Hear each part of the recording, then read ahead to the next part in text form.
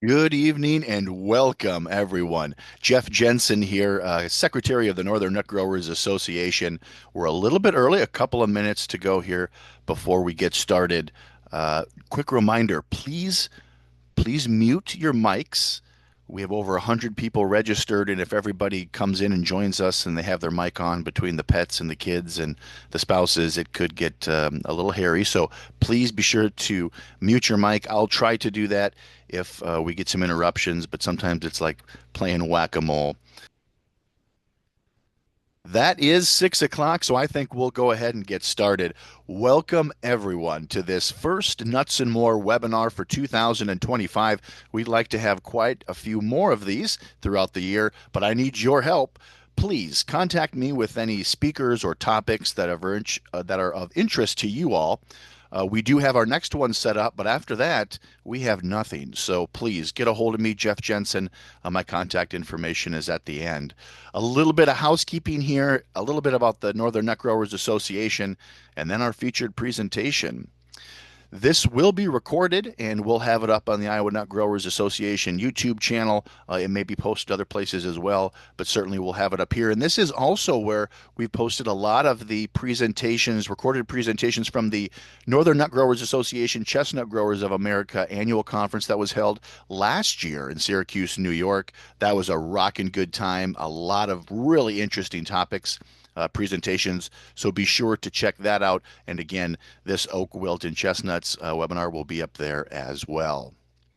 So a little bit about the Northern Nut Growers Association. The NNGA is a national nonprofit founded in 1910 for the promotion of hardy nut-bearing trees and select minor fruits, their products, and their culture. It has members throughout the United States and a number of foreign countries. Our members include beginning nut enthusiasts, farmers, amateur and commercial nut growers, research station staff, teachers, nut tree breeders, nursery operators, foresters, nut processors, and more. We are a 501c3 organization, so if you hit it big in the nut growing industry, remember your roots and give back to the Northern Nut Growers Association. We would sure appreciate it. It is your gateway into the world of nuts. So there is the website, nutgrowing.org, and a real quick plug for the 2025 NNGA Chestnut Growers of America Annual Conference. That's going to be held in Lansing, Michigan, coming to the Midwest. And that's going to be August 3rd through the 6th. Get that on your calendar, be there or be square. Once we get details figured out and registration goes live, this is where you'll be able to access it on the NNGA website.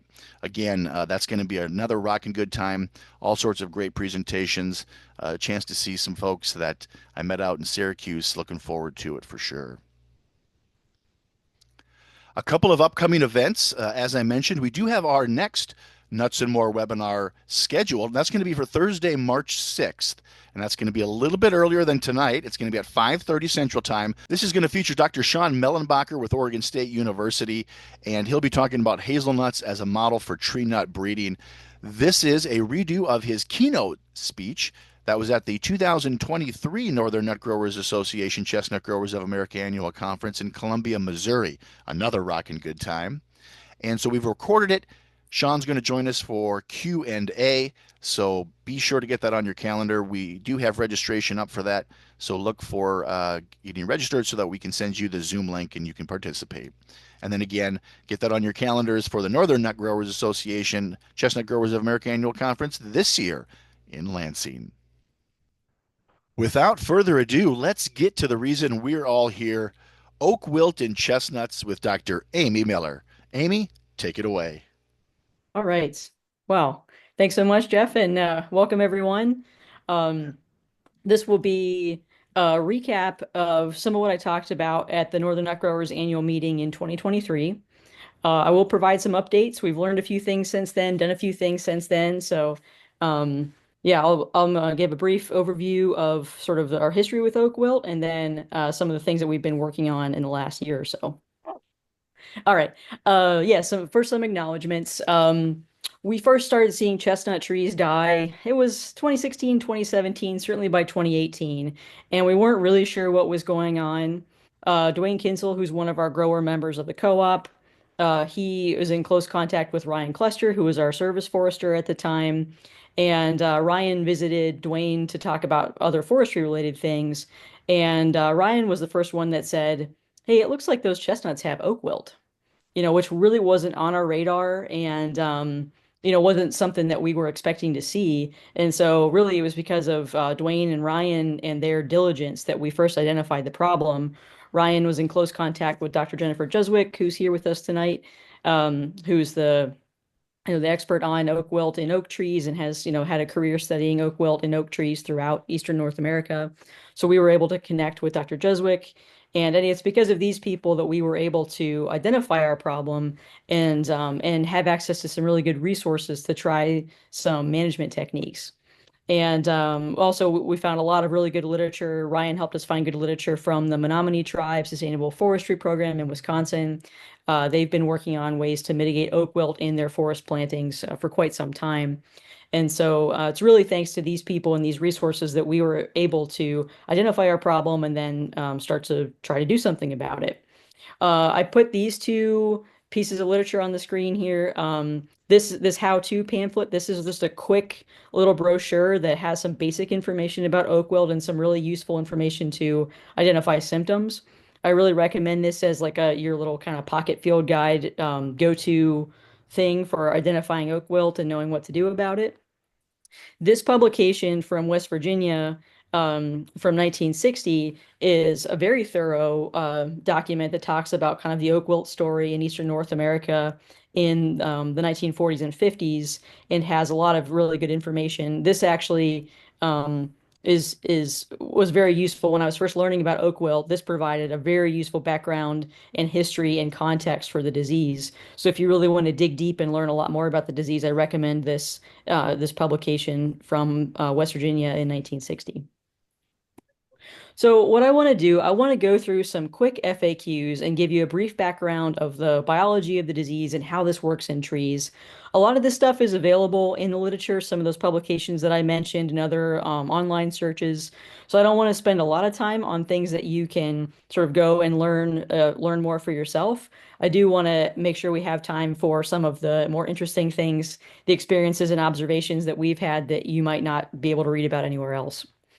So just briefly, the FAQs. So what is oak wilt and how does it kill a tree? So oak wilt is a vascular wilt caused by the fungal pathogen Brexella fagacearum. If you read the older literature, you'll see that it's called Ceratocystis fagacearum. Um, and this is a fungal pathogen that grows through the tree and plugs up the xylem tissue, so the tree is not able to conduct water. So basically, it's called a wilt because the tree looks like it's wilting, because in fact it is. In chestnuts, there's probably also the complication that this induces a host wound response. Those of us who have been working with chestnut diseases or talking about chestnut diseases know that chestnuts will pretty readily, if they sense they're wounded or they sense the presence of a pathogen, they will wall off certain cells and basically try to like contain the pathogen by essentially killing their own cells. And so this is probably a complication in chestnut as well. It might contribute to some of the quick death of chestnuts due to this pathogen.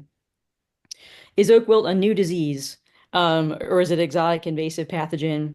So oak wilt is not a new disease. This was first described in the U.S. in Wisconsin in 1942. It probably had been affecting trees at least since the 1920s, but it wasn't really identified until the 40s. The origin is unknown. To my knowledge, or as far as what I've read, this has not been found outside the U.S. Maybe Dr. Jeswick might have some more updated information than that. But my understanding, we don't really know where the pathogen is actually from. And this was first diagnosed in Chinese chestnut in the U.S. in 1951. So oak wilt has been a problem in chestnut we've known about it since the 1950s. Are there any oak or chestnut species that are resistant? The short answer is no. There do seem to be some differences in severity among oak species. So the red oak group seems to be way more susceptible than the white oak group, but none of them seem to be fully resistant to the disease. So essentially, any oak tree and any chestnut tree can die from oak wilt. Signs and symptoms of oak wilt, how to diagnose it. So the symptoms appear, as I mentioned, very similar to drought stress. The above ground portions of the tree wilt and die, and I'm going to have some photos here following that show some symptoms in detail. We see vascular streaking of the xylem, in the xylem of the dying twigs. And one of the most telltale things about oak wilt is trees are affected in sort of clusters or waves. So if you see a single dying or dead chestnut tree, it's going to be really hard to tell in the field if it's oak wilt or not. But if there's a whole cluster of trees in a similar area that are adjacent to each other that are all dying with similar symptoms, that's pretty good indicator that oak wilt is the problem because the disease does spread from root to root of infected trees. So how do chestnut trees get infected? How does the infection spread? So there is an overland spread from beetles who pick up fungal spores from infected trees that are sporulating and move them to a new host. The sporulation often occurs in red oak. We've actually never seen sporulation in chestnut, so I'm not saying that it doesn't happen, but we've never observed it. So it takes a diseased red oak tree where the fungi sporulate. This attracts these nididulid beetles, otherwise known as sap beetles or picnic beetles. They come pick up the spores, and because they're sweet, they like the smell of the canker. And if they smell a wounded tree somewhere nearby, they'll go to that wounded tree and take some spores with them. So beetles really are what cause the overland spread.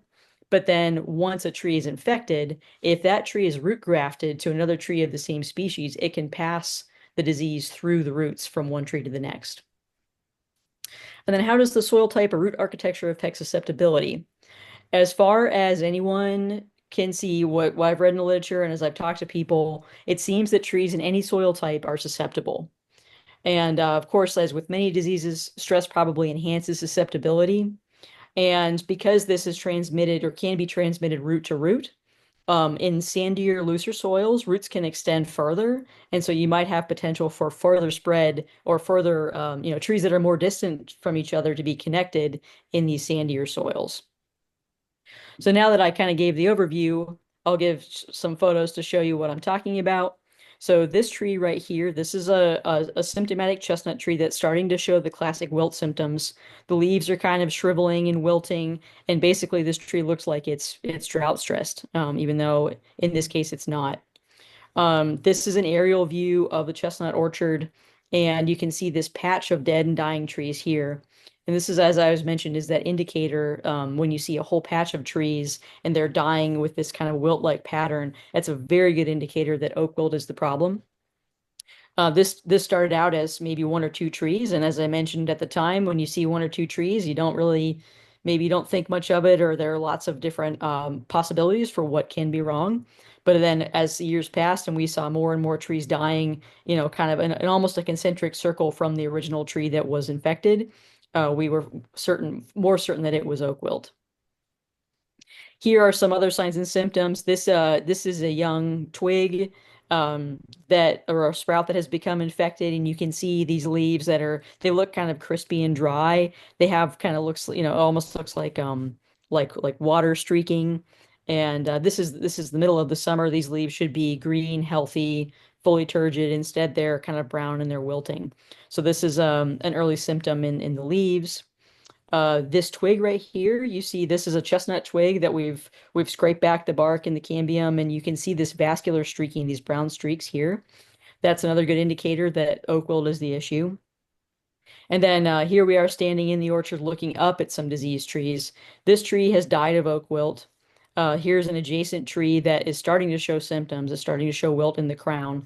And then these are adjacent to some healthy looking asymptomatic trees.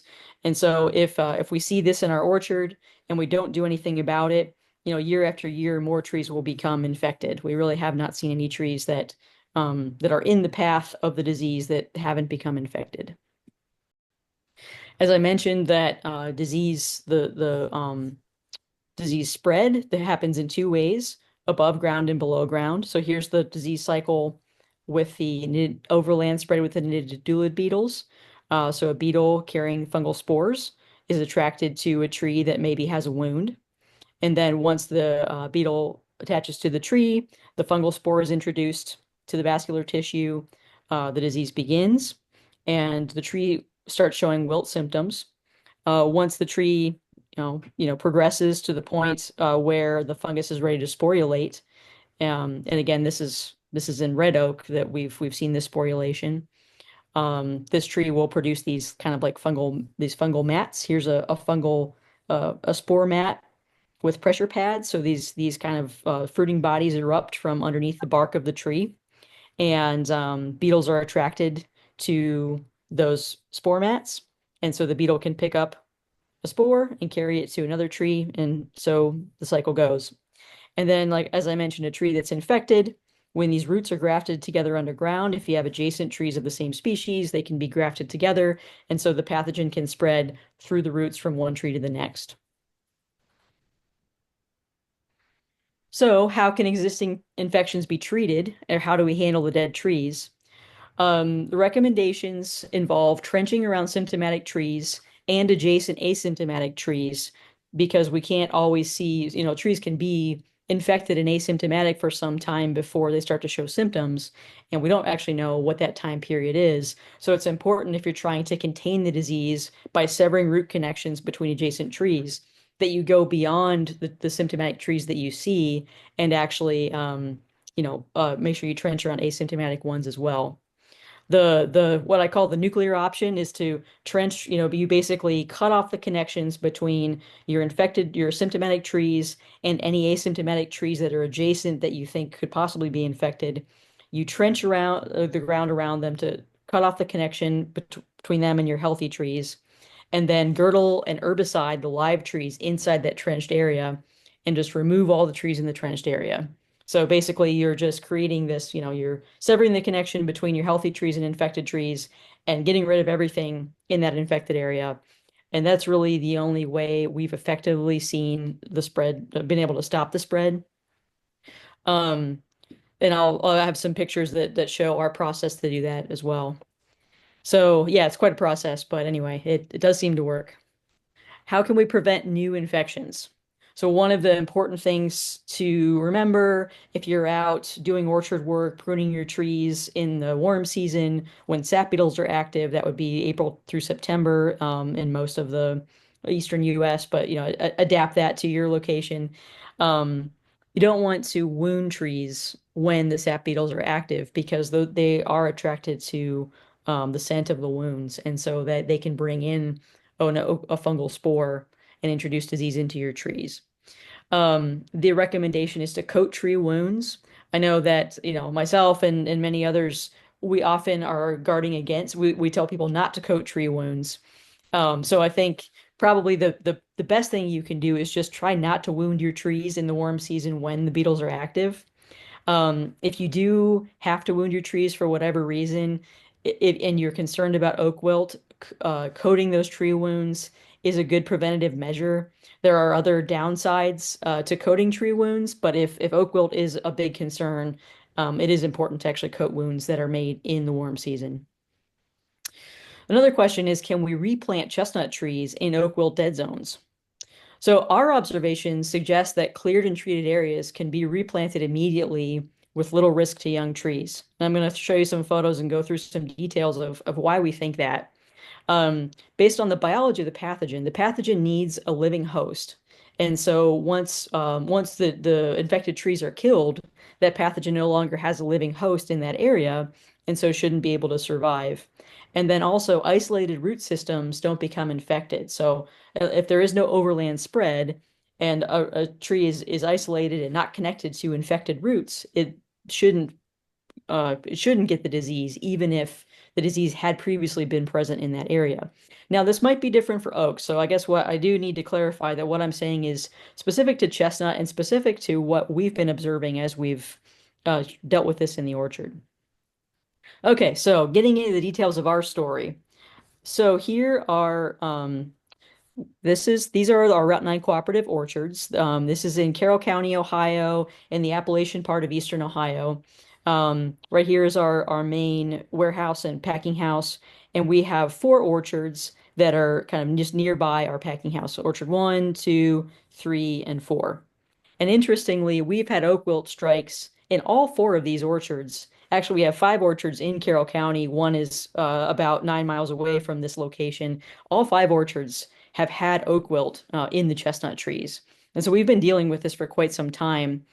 We don't know exactly when the disease started. We expect it was 2016 around or 2017. Certainly, we were seeing symptomatic trees in all of the orchards by 2018.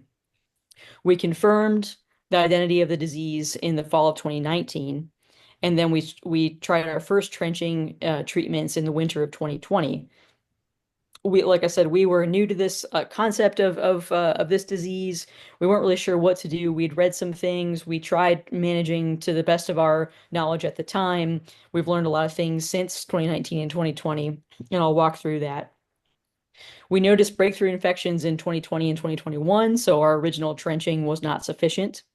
By 2022, we estimated that we had lost about 10,000 pounds of production that crop year due to trees that had died from oak wilt. So you can see from these numbers, in Orchard 1, we had 30 trees that were dead and then 25 trees that we later on girdled because they were in that kind of the infection zone. So 30 in Orchard 2, 30 trees dead, 31 trees that we killed, and so on. So I think we ended up killing somewhere around 162 or more trees. So that's a lot of loss of production. Um, but it's not all bad news. We replanted, and I'll get to that as well. So in the fall of 2022, we trenched around in each orchard around the infected areas, and we did the nuclear option. We girdled and herbicided the treatment areas in orchards 1 and 2. We didn't girdle and herbicide in orchards 3 and 4. We basically wanted to see how well it worked in the first 2 orchards before we decided to just go nuclear with everything. In the summer of 2023, we did not see symptoms outside our treated areas in orchards 1 or 2. So then we felt confident to do the same thing in orchards 3 and 4, where actually we had more trees to take out in those orchards. So in the fall of 2023, we did that same treatment where we girdled and herbicided in orchards 3 and 4. We did some additional trenching in orchard 4. Poor orchard 4 had 2 strikes, one kind of over here, one kind of over there. By the time we got around to doing this really intensive management method, we just combined those two zones and took out a very large area of trees. And interestingly, we think that this strike that started in Orchard 4 then bled over into Orchard 3. So the Orchard 3 strike might have actually come as a result of trees in Orchards 4 and 3 being connected to each other. Um, so during the fall after harvest season, we girdled and herbicided and treated everything in 3 and 4. In the winter and spring of 2024, we cleared trees and brush from the disease zones in all of the orchards. And then just this last spring in 2024, we replanted the cleared areas in orchards 2, 3, and 4. And then as of summer 2024, we did not see any symptoms outside of the treated areas, except for 2 trees in Orchard 2, which I'll talk about that in a moment. But as of now, we'll see what happens this upcoming growing season. But this very heavy-handed management approach, it seems like we have halted the progression of the disease in all of the orchards in all the infected areas. So it's taken quite a lot of work. It's quite a lot of manpower, quite a lot of stress, between when we first diagnosed the disease to getting to a point where we feel like we've got things more or less under control in our kind of replanting and rebuilding. We've learned a lot along the way, and that's why I'm very happy to share this information with anyone who wants to listen, because if we can give you some information that will spare you a little bit of the hassle we've been through, happy to help. So now I'll go through a series of photos to kind of show you our progression of management. So this was the first trenching exercise that we did.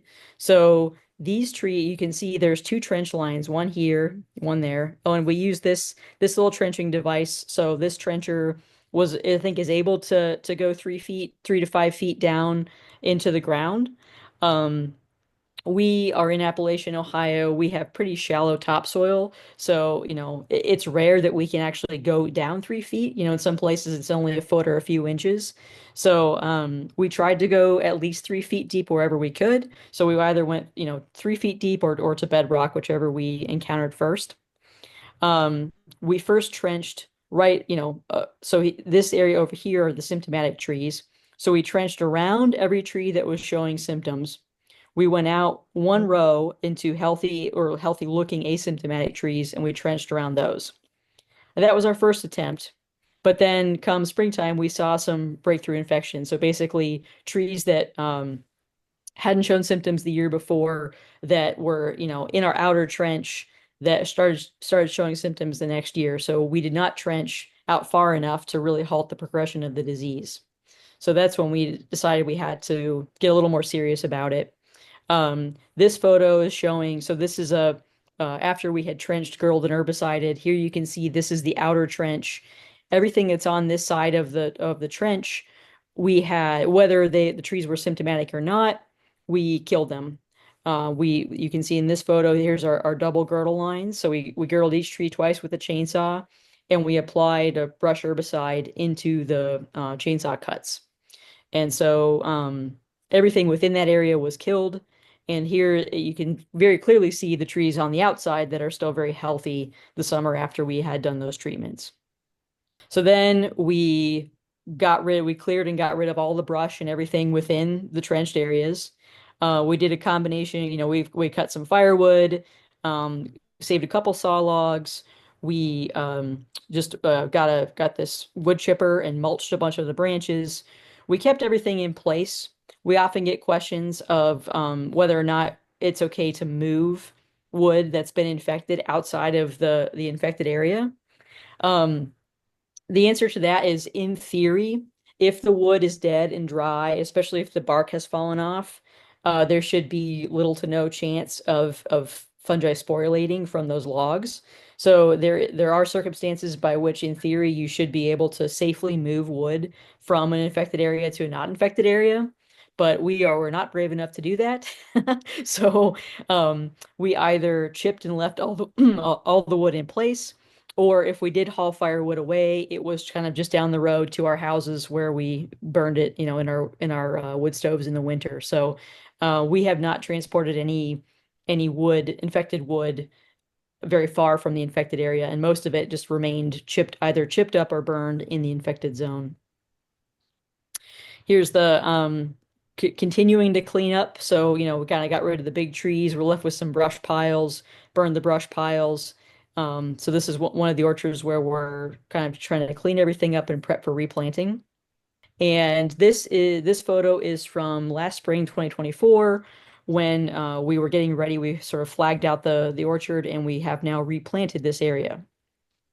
So this has gone from a rapidly growing death zone of these large 50-year-old trees that died. We were able to halt the progression of the disease.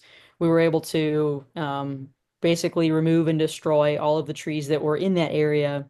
And now we have replanted chestnut seedlings back in this same area.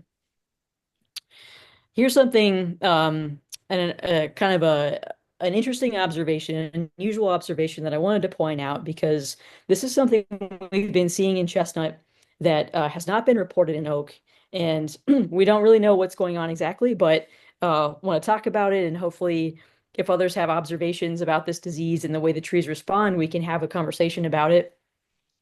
So what you're seeing here is so there's like a kind of this green clump of sprouts here, and there's this dead clump of sprouts right here. So these were both large 50-year-old chestnut trees that had died from oak wilt, and we had cut them down, and they both resprouted. They both sent up both root sprouts and stump sprouts.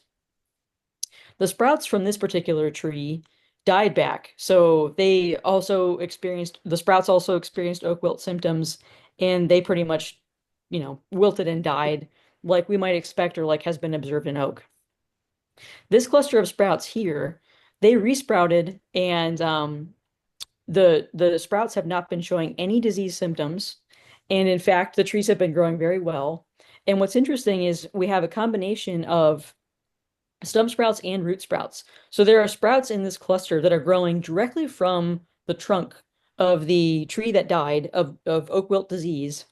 And for some reason, the sprouts that have come out from those epicormic buds are not showing any wilt symptoms. And in fact, this is just a view up in the sky of that same live sprout cluster. Um, this photo, the photo I showed you before, this is from the summer of 2023.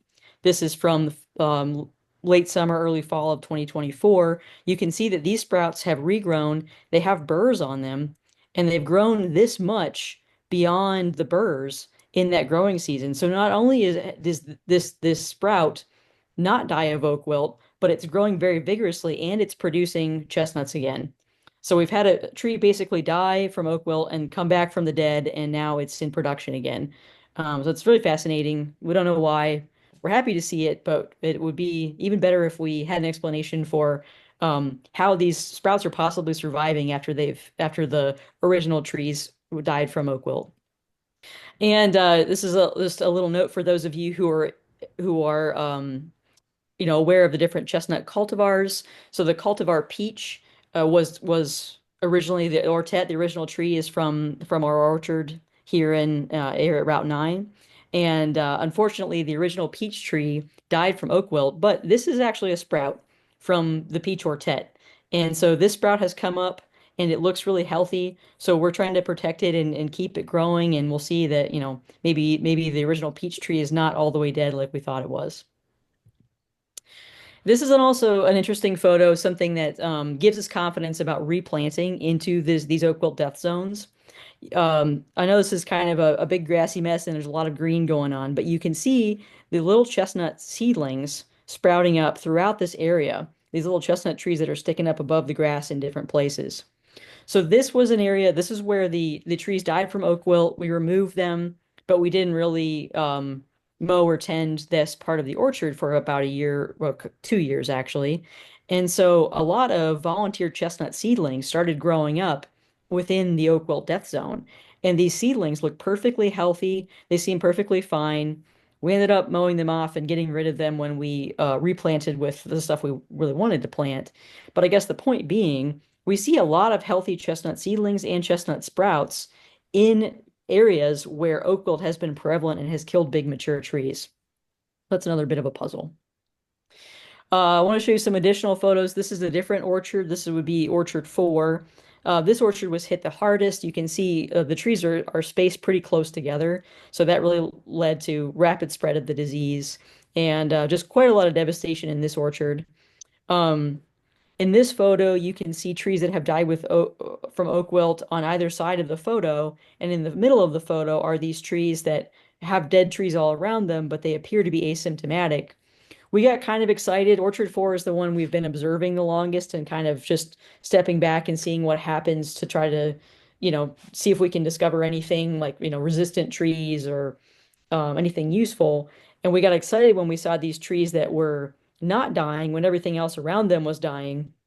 But in the end, every tree that we saw that seemed to be skipped by the disease eventually did show symptoms and die. So we have seen trees that have died slower than some of their neighbors, but we have yet to find any trees that became infected that haven't died. So kind of like the oak story, we're not trying to claim that anything is resistant to oak wilt. But it does seem that there is variability. Some trees are maybe more susceptible than others, but ultimately they can all succumb to the disease. And then here's another success story from Orchard 4, another one of these like a resprout type of things. So you can see this is a stump from a tree that died from oak wilt, had these sprouts come up from the root collar. So these root sprouts, really nice, healthy looking sprout. And I think this was in the summer of 2023. And then this was last year in the fall of 2024, just after harvest. This tree had a massive crop in 2024. So again, this is kind of like, phoenix stories of these trees that rise from the ashes and seem to be able to survive and seem to be able to produce chestnuts again. So, we consider this tree to be back in production and essentially, a fully functional orchard tree, even though it had originally died of oak wilt. So very, very interesting. Well, Wilt. well, So this is another photo from Orchard 4, but this does show after we cleared off all the dead trees, this huge area that we replanted. So this just gives you a sense of, we went from the forests of sticks of dead trees. We cleared them all off. and we have replanted a lot of trees in these orchards. This is I had to throw this photo in because this was a day that we caught lots of neighbors' attention when we this is in Orchard 2, big brush piles. We got Orchard 2 had a spot, had a dead area over here and over here. We kind of trenched and combined those areas into one big blob, burned all the brush from the trees, and have since replanted. You can see everywhere where there's a stake, there's a tree planted, and this is a little better view of the trees in cages after we replanted them. Um, I will say it's not all bad news. I mean, like I said, we're learning a lot about the disease and how to manage it and how the trees behave. But this also has given us an opportunity to replant some of our older orchards with what we now think is superior genetic material. So, we kind of as growers, we like the idea of slowly turning over our orchards over time. You plant, you have like, your orchard trees, you pick out the best, you select your seedlings, you want to replace your orchard over time with better and better material. It's really hard to do practically, when you've got these trees in production. It's hard to say, all right, we're going to cut these down and plant something better.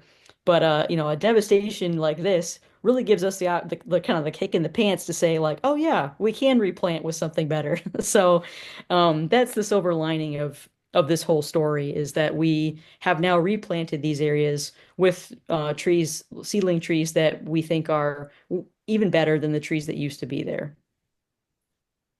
This, as I mentioned, this is our latest puzzle. So this is in Orchard 2. These two trees are outside of the original trenched area. We had trenched and gotten, and killed trees in this orchard in 2022. In 2023, we didn't see any symptomatic trees outside the trenched area, but then in summer of 2024, we did. So we don't know whether these are new infections or like a new infection, or whether these trees actually already harbored the pathogen but just didn't show symptoms for several years. We suspect that these trees can actually be infected and not show symptoms for two, maybe long, well, at least two, maybe 3 or 4 to 5 years.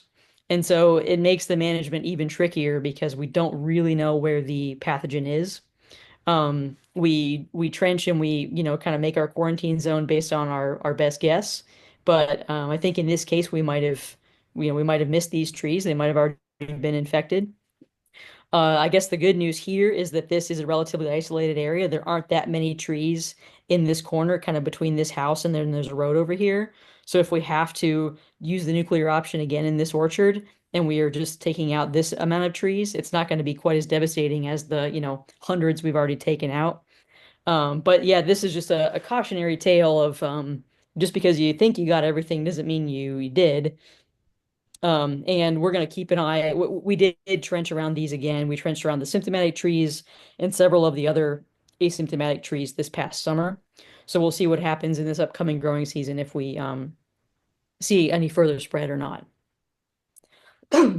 As I mentioned, if we do, these days, we used to do a lot of summer pruning. And we've stopped doing that. If we do cut trees in the summer, if we need to trim branches for whatever reason, we do use pruning steel. I don't love it. I'm not a big fan of it. It's not great for sort of the overall health of the tree for several other reasons. But given what we've been through, we'd rather not take the risk of introducing new infections in different parts of the orchard. So yeah, covering tree wounds during the summer is a good idea if you're concerned about oak wilt in your area. Excuse me. So some more FAQs. How can we manage oak wilt on a landscape level or set up preventative measures in new orchards? So this is a question I get a lot with people that are planting trees. They say, okay, how can we set up this orchard to mitigate, potential oak wilt issues? The disease does seem to be cyclical on a landscape level. So, we've kind of seen it in oak trees. It's kind of, we've seen epidemics sort of come and go, wax and wane in different parts of the eastern US at different times. So it's kind of unpredictable. Um, Really, I think the only thing you can maybe do as a preventative measure is to plant chestnut orchards in patches with other tree crops in between instead of large contiguous plantings. large contiguous plantings do, set you up for like a kind of like a wildfire infection if those trees are all connected by the roots and you get a strike that of disease that starts and you are not paying attention and don't catch it early, you could lose a lot of trees like we did. So, maybe planting orchards in patches that are a little easier to quarantine and maintain might be an option if you're really worried about it. I've had the question of should we trench or sever root systems of uninfected trees regularly as a prevention tool? And it's an interesting idea to kind of, if we are constantly severing these root grafts, we might, help contain oak wilt infections before they go rampant. However, I think it's a pretty bad idea. So these trees that do they root graft together, they actually are working together when the roots are connected. So the trees are helping each other with water and nutrient acquisition. And in fact, these orchards are kind of when the tr roots are all grafted together, they're almost behaving as a single organism. And so there are lots of benefits to the tree health by sharing root systems with their neighbors. And I would say for the most part, the benefits probably outweigh the risk. So I wouldn't recommend just trenching and severing root grafts as a regular measure. And then, of course, are there ways to cure infected trees or prevent disease without destructive practices? Um, we don't know. This needs more research. I really want to think that there's something we can do other than the nuclear option, right? I mean, we've tried that, we've seen success, but I'd have to believe that there are ways we can manage this disease without killing, all these trees. But we don't know that yet. So hopefully we'll figure that out sometime in the near future. This is just a photo of some trees planted in the classic grid pattern that, if you did get an oak wilt strike in here and these trees were root grafted, yeah, that would be something you would want to get on and mitigate right away. And I'm going to leave you with this, which is a little confusing squiggles, but I'll walk you through it. So, when we started losing trees and cutting trees down, I cut samples of what we call the tree cookies. So I actually looked at the tree rings, the growth rings of these trees that we were cutting down, and I compared growth rings within orchards and across these different orchards. So here in Orchard One, we have each squiggle represents the increment series. So like the amount of growth per year for each tree. And so what's interesting is that, if you look at here's when the trees were planted, here's when the trees were cut down. If we look at Orchard One, we see when the trees are young that the various increment growths they're all over the place. They're not very well synchronized, but over time, maybe after year 10 or so, the increment growth really seems to synchronize. And we see that in every orchard. Here in Orchard One, they synchronize after 10 years. Here in Orchard Two, after 10 years, they really start to synchronize. In the Empire Orchard, they start to synchronize. So, when I see this, what I think is happening is these points where they start to synchronize is where the roots are grafting together. So the growth of each tree, basically they do become synchronous because they're sharing water, they're sharing nutrients, they are behaving kind of as an organism. So this is what led me to believe that it's really important to let these for the overall tree health, to kind of let them grow together and be together and only disrupt the root growth if we see disease or if there's a real reason to. It's really kind of fascinating to think that our orchard trees are all connected and sort of all behaving as a single organism. I think I want to leave you with that, and I'm sure there are questions. So, So, Amy, let's get I right want off to. the bat if we could. So, in the chat here, someone wants to know, so with the resprouts, with the vigor, are they showing resistance or is it just a delay in getting infected then? Given that it could be harbored on there for maybe 2, 3, 5 years, as you mentioned, what's kind of that going on there, do you think? Yeah, that's a good question. We don't really know, but the fact that we have seen resprouts grow vigorously and get to the point where they're producing nuts again, which is, at least 3 to 5 years after they've resprouted, um, they seem to be uninfected.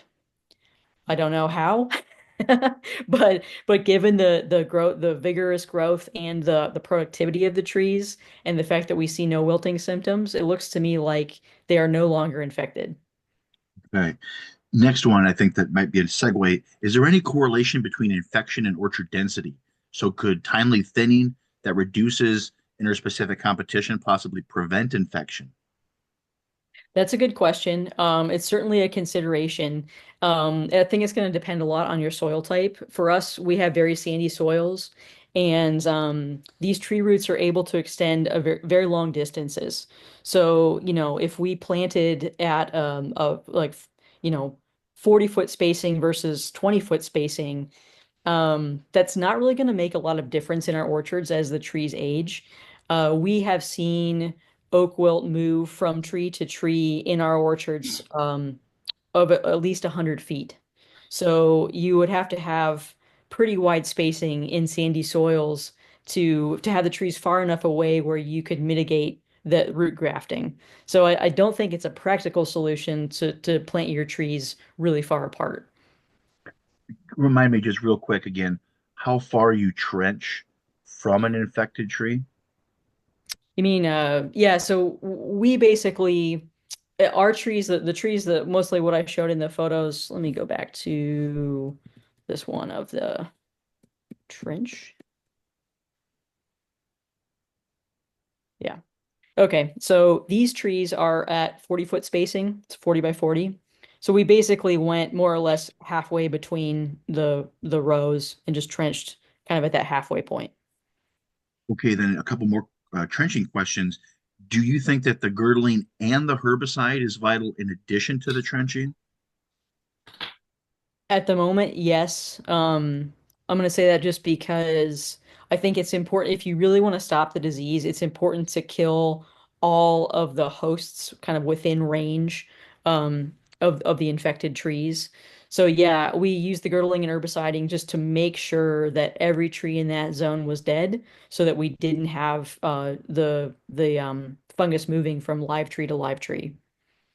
And then And another that's the current, if you talk to the foresters, that those are the current recommendations for oak as well.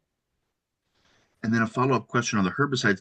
Did you use any herbicides or fungicides in the orchard prior to the oak wilt showing up and then using the herbicides there? Like what was the regime or prior history? Uh, we don't really use herbicides or fungicides in our orchard, our standard orchard practices. So we use maybe some grass herbicide during tree establishment, but we don't regularly use either of those pesticides. Gotcha. And then any potential correlation between soil depth and die out? That's is another good question. I don't think that there really is a correlation. I had like as I mentioned, our orchards are in eastern Ohio in the Appalachian part of the state. We're unglaciated, very small distance to bedrock, and so our trees are very shallow rooted. But I've also seen trees infected by oak wilt in Iowa and kind of like the classic like deep Midwest loamy soils. So it seems like these trees can be infected and die and spread, the disease can spread regardless of soil type. Gotcha. And what was the age of the youngest trees to show signs of oak wilt and die? Is it only on really old trees or can the young ones succumb? We have only seen it on trees that are at least 25 years old. Most of the trees that we've seen infected are, I would say, 30 to 50 years old, 25 to 50 years old. Yes, we have not seen it in young trees. Trees that are less than 15 or so, it might be hard to detect because they may or may not be root grafted to their neighbors depending on your planting spacing. So, if you have one young tree that happens to get infected and dies, you might not notice that because you're not seeing that kind of whole path of infection like you see in the older trees that are more connected. Sure, sure. A couple more trenching questions. So, do you recommend trenching trees that are maybe on the edges of infected areas that maybe aren't showing symptoms, almost as a precautionary, or Yeah, so if there are trees that are showing symptoms, I do think it's good to trench along the symptomatic trees and then also go out further and trench along asymptomatic trees. And you might, yeah, I would say, like I said, in our case, we needed to go at least 2 rows away from the symptomatic area to kind of get ahead of the disease. So, yeah, you if you see infection, you probably want to trench along the infected trees and then go away from the infection further than you think you should entrenched there too, because I think this disease is moving a lot faster, than any of us are realizing. Hey, folks, just want to point out that the chat is just bustling and brimming with great knowledge here. I want to thank Jenny from the Forest Service up in St. Paul. She's got some great stuff there. So, hey, Amy, what's your current thinking on the idea of planting intentional rows of non-susceptible species periodically throughout an orchard to maybe have root breaks? Is that a thing? I think it could be. Like I said, these trees the roots can extend very far, and the trees can root graft. So like for example, you can have a chestnut tree that's root grafted to another chestnut tree that's at least 100 feet away. And having other trees in between those two trees doesn't necessarily mean that those two chestnuts aren't going to find each other. So I think it's a solid idea to try to plant these breaks. But you'll probably need to play around with the actual spacing and the configuration of your plantings to actually break up the chestnut roots. So it's not as simple as planting one row of something different between your chestnut trees. You're going to need to have some sort of block or larger area between chestnuts if you really want to keep this block over here from grafting with that block over there. So work with me here. So thinking through some of these older trees getting infected, um, is it possible that it could be micronutrient deficiencies or anything like that? And then is there the possibility to manage through the use of some foliar micronutrients or utilizing biology or anything like that? That's a great question. I highly suspect that there is a nutrition story going on here. Um, I mean, definitely, nutrition plays a huge role in the microbial ecology of these trees. And I would love to think that there's some sort of like prophylactic nutrient cocktail we can give these trees to minimize or prevent infection. Right now, it's all just conjecture. We don't have any evidence for that, but I think it's likely that there is some sort of nutrient part of the story that we just haven't quite worked out yet. Got it. Got it. So this seems interesting. What do you know about herbicide-coated trench inserts that the Hmm. Texans have used? Huh. I don't have any direct experience with that. Um, I So suppose tools the like idea would be to kind of to like apply herbicide to the roots as they're being trenched, yeah, which sort of, it theoretically makes sense. And so I think it's a solid idea. But yeah, I don't have any personal experience with it. interesting. Hey, thanks again, Jenny. Let's see here. Other questions that are coming through. Oh, I didn't go far enough up. Give me just three shakes of a lamb's tail, as they say. Hey Jeff, you Go think ahead. that any questions that we don't get to, could we, it would be possible to like capture those questions and we could answer them and send stuff out to people later? Yeah, Is I'm that pretty is that sure a I can run a possibility? report on all the questions. So, yeah, Okay. everything that's in the chat here. Oh, question about ambrosia beetles, a possible spreader. I've never read anything that directly links ambrosia beetles to oak wilt. Now, certainly ambrosia beetles do weaken trees, and in chestnuts, we tend to see ambrosia beetles yeah, on trees that are planted in sites that kind of stress them anyway. So ambrosia beetle infection in chestnut is already an indicator of tree stress. So I can imagine that a tree that's already under stress is going to be more susceptible to any type of disease, really. So I'm sure ambrosia beetles could exacerbate oak wilt, but I'm not aware of any direct connection between like or like cause and effect, ambrosia beetles causing oak wilt. But I'm sure they could co-occur.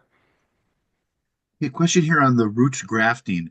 Um, is it actually the roots that are grafting, or is there some mycorrhizal connection that's taking place? I mean, is it root to root contact essentially, or is there something else going on? Yeah, I think both. Yeah, there's evidence that both things happen. So the roots do literally grow like fuse together. So there is actual root to root contact. Chestnuts are also very ectomycorrhizal, so there's a whole ectomycorrhizing network. So these trees that in this orchard setting are connected both directly through the roots and through the mycorrhizal networks. Okay.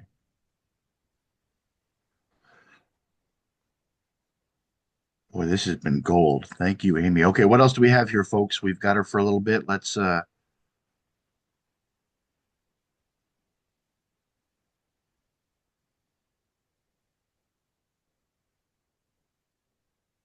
Jeff, what about resistance? What about resistance?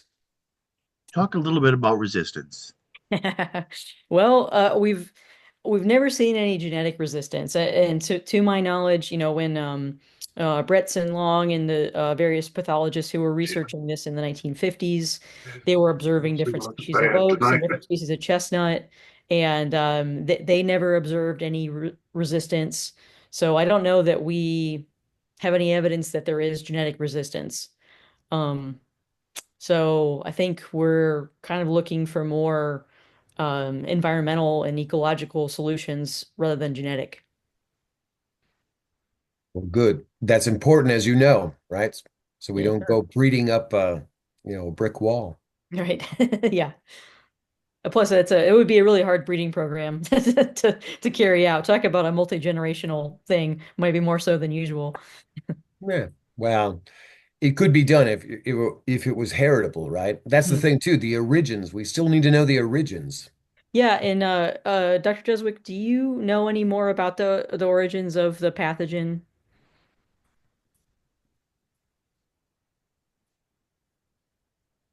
Who was that question directed to, Amy? To you. Oh, okay. Sorry, I Yeah. was busy typing. Yeah, I figured you were. Yeah. Sorry. I've been exercising my legs. This has given me a chance to exercise my fingers.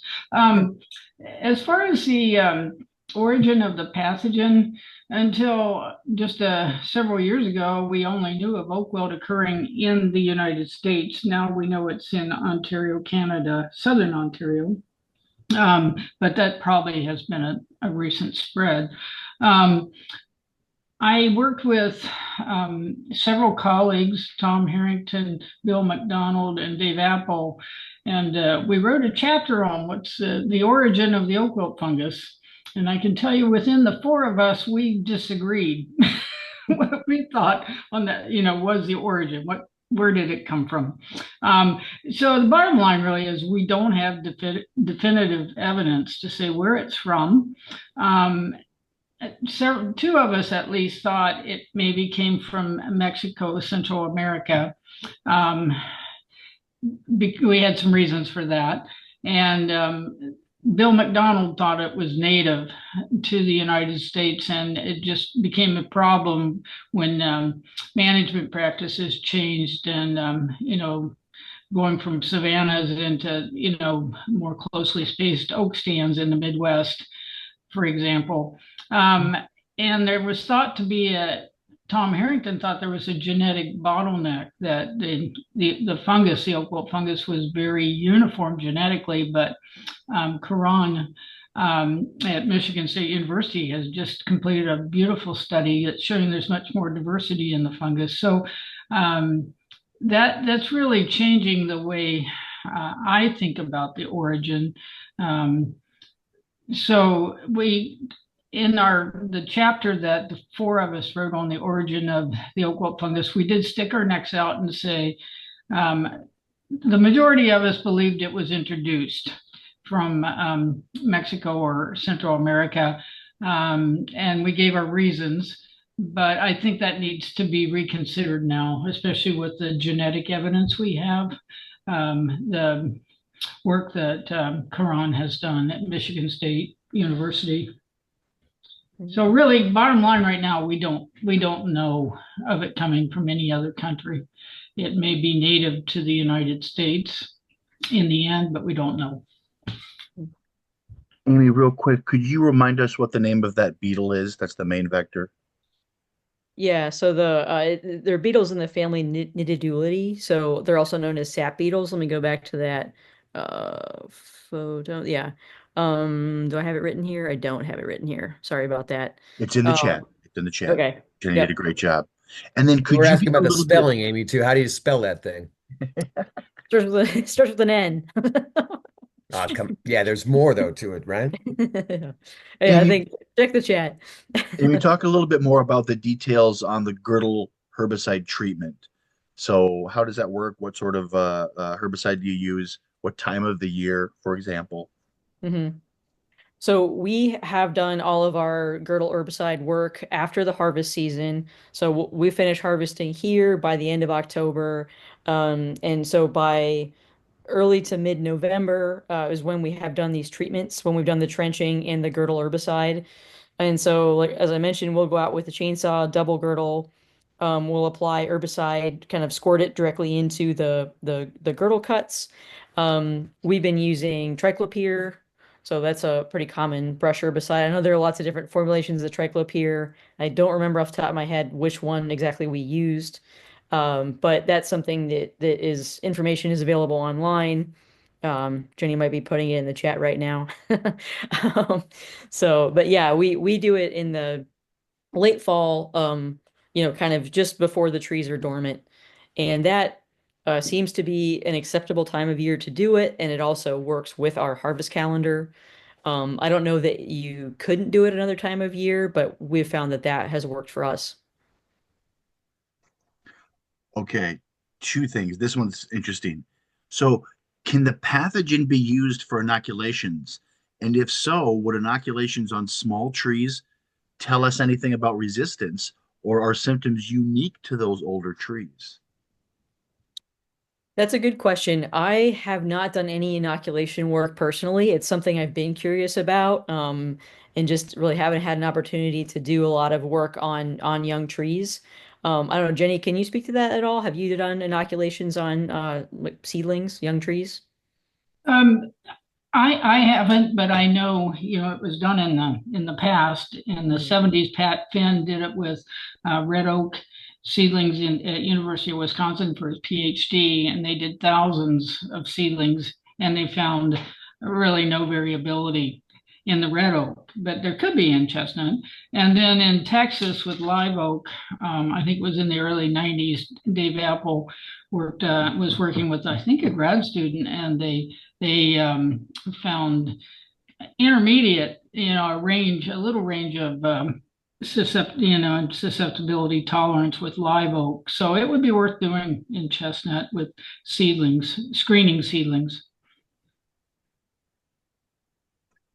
Okay, moment of truth. Amy, you have a magic wand, an unlimited budget and resources to design an experiment to get at the factors of pathology and resistance. What variables would you test? Oh boy. What a question. Um, there are so many unknown things that would make really interesting research questions. I guess the two things that have come up in this conversation, which I would be really interested in, one, as we just mentioned, the idea of screening seedlings, thousands of seedlings of different chestnut species and hybrids for resistance. I think that would be absolutely fascinating and should be done. And then the other thing, as I mentioned earlier, is that nutrition question.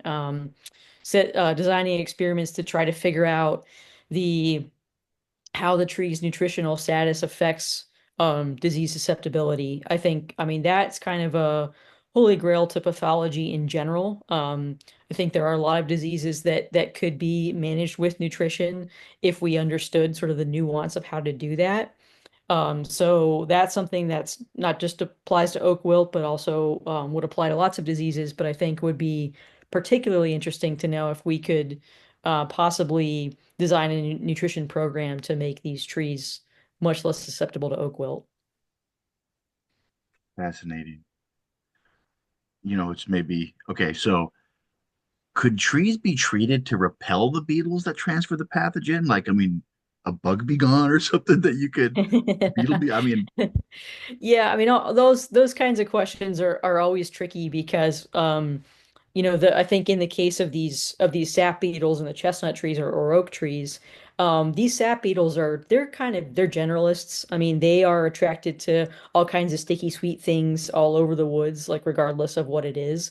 I think if it was something like a chestnut weevil that's like very specific to that chestnut host, maybe the idea of making some sort of repellent or, just pheromone distraction or something might be a little more viable. But when you're talking about a beetle that's kind of a generalist, I think it'd be really difficult to repel the beetle.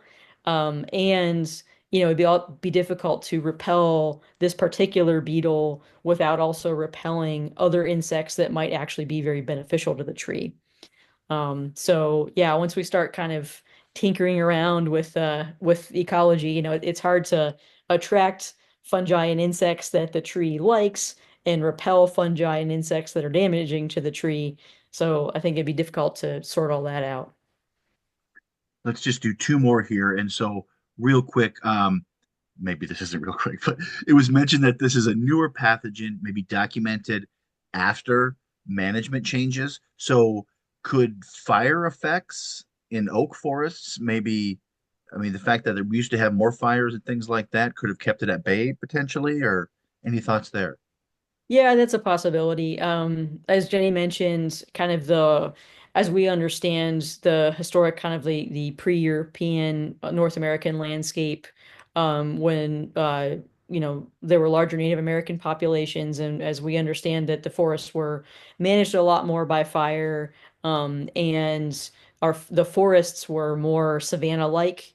Kind of trees, maybe a little bit wider spacing and kind of less understory brush. And certainly, post-colonization, post-forest clearing, as forests have been regenerating, tree spacing tends to be closer. There tends to be more understory growth and debris. So the whole ecology of our forests is probably quite a bit different than it was, um, you know, kind of in, yeah, pre-colonial times. I'm sure there is a story there with ecology and the way that forests were managed, several hundred years ago, 1,000 years ago versus how they're managed now. But yeah, it's really hard to get at those specific answers because it's really hard to isolate certain variables like fire. One comment, final question. Want to mention what Jenny said if she had a magic wand. So she would suggest research on how long the pathogen persists in the root collar and proximal roots of a recently killed chestnut, because that might get to the why the sprouts can arise from the root collar or roots and not show those symptoms, plus produce the nuts. So yeah, great point there. Okay, so could groundwater wet soils carry the pathogen even without root grafting? Is that another way that it could be infected? So my understanding of this pathogen is this is an obligate biotroph. So that means that this pathogen needs a living host. And so this pathogen does not live in the soil outside of a living host. So I think regardless of whether the soils are more wet, more dry, you're not going to find this pathogen just free living in the soil. It's always going to be in some living host. So I think the moisture status of the soil won't affect the pathogen or how present or absent it is. It'll affect things about the host tree, but I don't think that it really matters as far as pathogen spread. Great. Well, we're going to wind this down, folks, but I really want to thank Amy for, I mean, this is a fascinating topic. Obviously, there was a lot of interest out there. We got some great questions to answer. I think the questions were just as good as the presentation, if I'm honest with you. So if you have other questions, throw them in here. I can sort through them afterwards. And if there was something that we missed, we can send them off to Dr. Miller. And that'll be an incentive to join us March 6th for Dr. Sean Mellenbacher, where you'll be able to get results of the poll we did tonight, and I will learn how to better run a poll and any questions that we didn't get answered here tonight. So, with that reminder, this will be up on the Iowa Nut Growers Association YouTube page probably this weekend sometime here once I get a chance to edit everything. Thank you, Amy. Thanks everyone for joining us. Have a great evening. All right. Hey, thank you, Thanks, Jeff. Jeff. Thank you, Amy. Great job. Hope Thank to you. see you all in Michigan.